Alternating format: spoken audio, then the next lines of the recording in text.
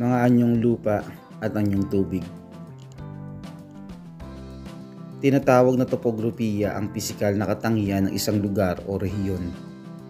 Sa pagdaan ng panahon, ang mga tao ay natutong makiangkop sa kanilang kapaligiran.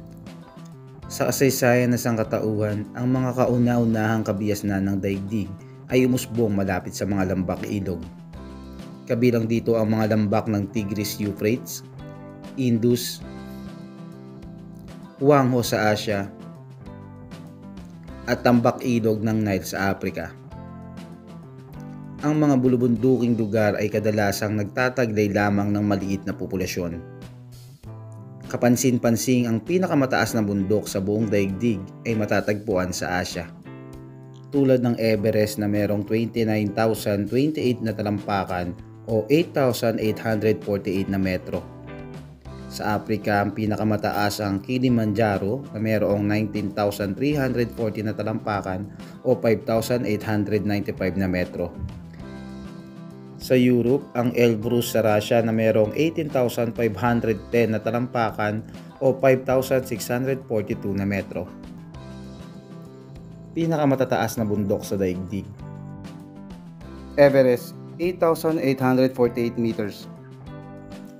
K2 na 8,611 meters, Kangchenjunga na 8,586 meters, Lhotse 8,516 meters, Makalu 8,485 meters, Chaoyu 8,188 meters, Dhaulagiri 8,167 meters, Manaslu 8,163 meters, Nanga Parbat 8,126 meters, Annapurna 8,091 meters.